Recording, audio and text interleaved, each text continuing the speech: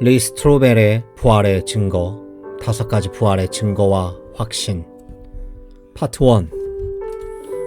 나는 다 믿겠는데 부활만은 못 믿겠어. 나는 부활을 믿지 않는다. 그것은 전설이거나 착각일 뿐이다. 오랜 세월 나는 무신론자로 살았다. 젊어서부터 나는 신이 인간을 창조한 게 아니라 인간이 신을 창조했다고 단정했다. 죽음을 두려워하는 인간들이 막연한 희망이나마 얻어보려고 자유로운 신과 행복한 천국을 지어낸 것이었다. 전지전능하고 사랑이 넘치는 창조주가 우주를 만들었다는 개념은 나로서는 굳이 시간을 들여 알아볼 가치조차 없는 말짱 허튼 소리에 지나지 않았다. 당연히 내게는 회의론자 기질이 있다. 언론학과 법학을 공부한 나는 단연간 시카고트 리뷴지의 법률부서 편집자로 일했는데 그 세계에서는 누구나 회의론을 자랑으로 여겼다. 우리는 누구의 말도 액면 그대로 받아들이지 않았고 적어도 2가지 증거를 확보해 사실관계를 확인한 후에야 지면에 실었다. 동료 편집자 하나가 자기 책상 앞에 붙여둔 구호가 우리의 냉소주의를 잘 대변해 주었다. 어머니가 너를 사랑한다고 말해도 일단 확인해보라. 내 삶을 지배하는 도덕 기준이 없다 보니 내가 마음대로 도덕을 지어냈다. 나는 최대한 쾌락을 얻는데 최고의 가치를 두었다.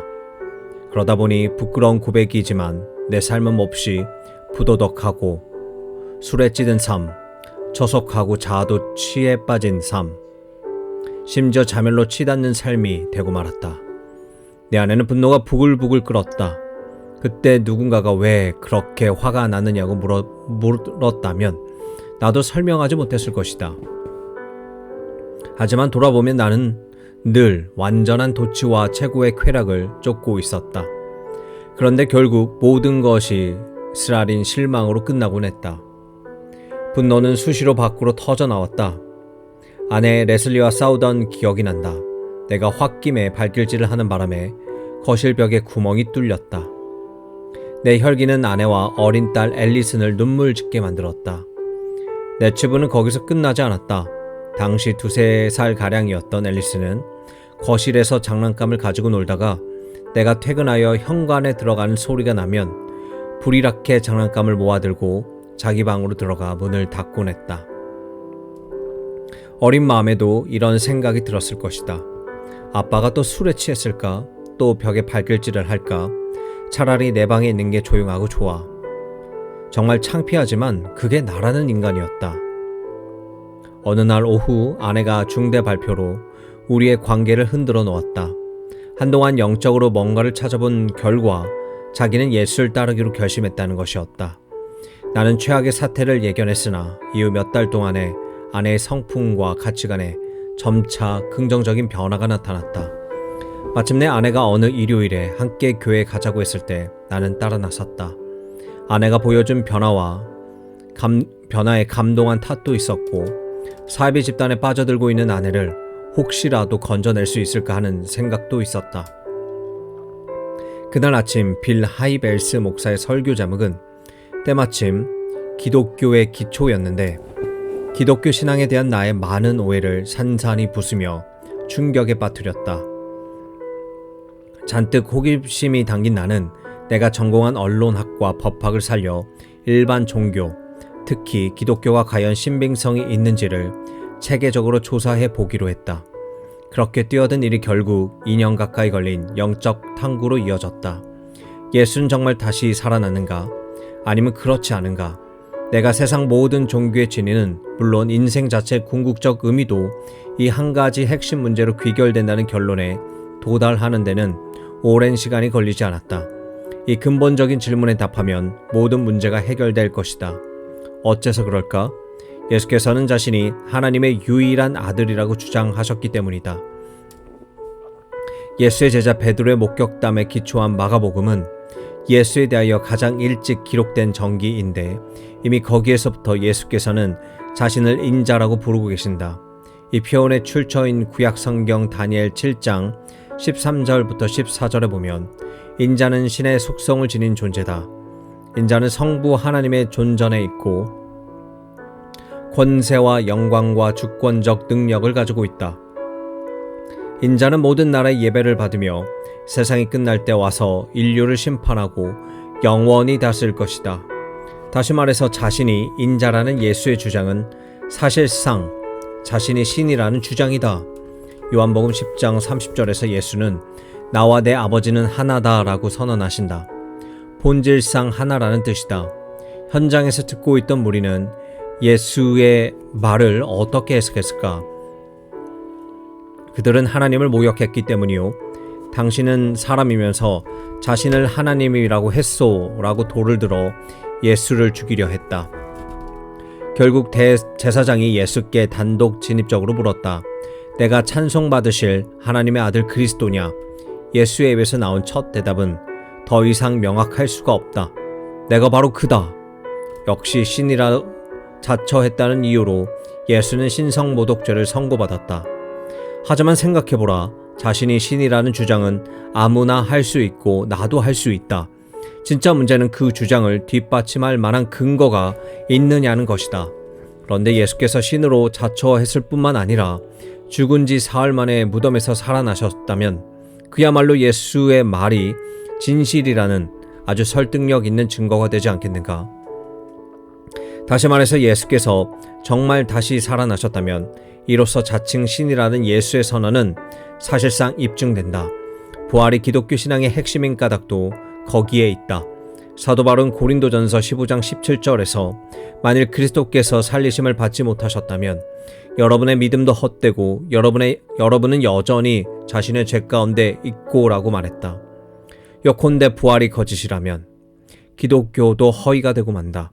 그러나 부활이 사실이면 세상의 어느 종교가 뭐라고 가르치든 예수는 하나님의 유일한 아들이시다. 그리고 그 사실이 모든 것을 바꾸어 놓는다. 영적인 조사에 착수하면서 나는 예수께서 사셨던 1세기의 목격담을 기초로 기록된 신약 성경에 유익한 정보가 들어있으리라는 생각을 했다. 나는 아직 신약 성경을 신의 영감을 받은 기록물로 받아들일 수는 없었지만 고대 역사적 문헌집이라는 사실만은 부인할 수 없었으므로 일단 검토해 보지 않을 수는 없었다. 역사가들이 요세푸스나 타키투스 같은 고대 역사가들의 신빙성을 따져보듯이 그와 같은 방법들로 복음서와 신약 성경 전체 신빙성도 얼마든지 따져볼 수 있는 문제였다. 특히 나는 누가복음과 사도행전 등 신약 성경의 4분의 1을 쓴 누가의 저작에 호기심이 끌렸다. 의사이자 사도 바울의 동지였던 누가는 1세기의 심층 취재 기자라고 할 수 있다. 그는 목격자들과 동참자들을 직접 인터뷰하여 예수의 삶, 가르침, 기적, 죽음, 부활과 관련하여 실제로 있었던 일들을 심혈을 기울여 종합한 것으로 보인다. 기자인 나로서는 누가가 복음서를 시작하는 방식이 특히 마음에 들었다. 많은 사람들이 우리 사이에 이루어진 사건들에 대해 기록하려고 했는데 그것은 처음부터 말씀의 목격자이며 일꾼이었던 사람들이 우리에게 전해준 것과 같습니다. 존경하는 데오빌로님, 제 자신도 그 모든 사건을 처음부터 면밀히 조사해 당신을 위해 순서대로 써보내는 것이 좋겠다는 생각이 들었습니다.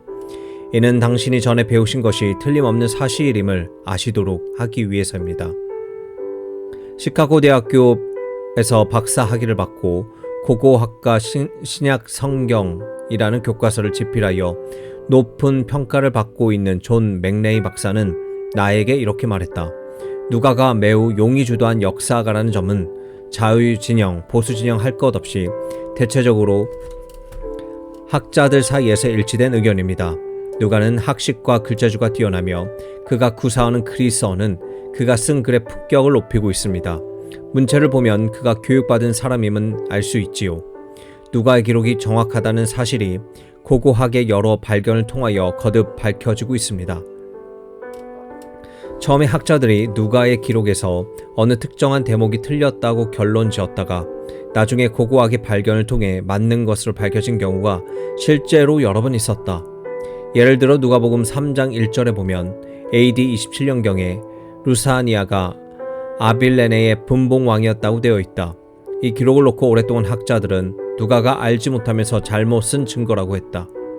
루사니아는 그로부터 반세기 전에 칼키스의 통치자였기 때문이다. 그러던 중에 고고학을 통하여 진상이 밝혀졌다. 맥레이는 이렇게 설명해 주었다. 티베리우스 황제 재기간인 AD 14에서 37년 사이에 한 비문이 나중에 발견되었는데 거기에 누가의 기록대로 루사니아가 다미스쿠스 근방 아발리아의 분봉왕으로 나와 있습니다.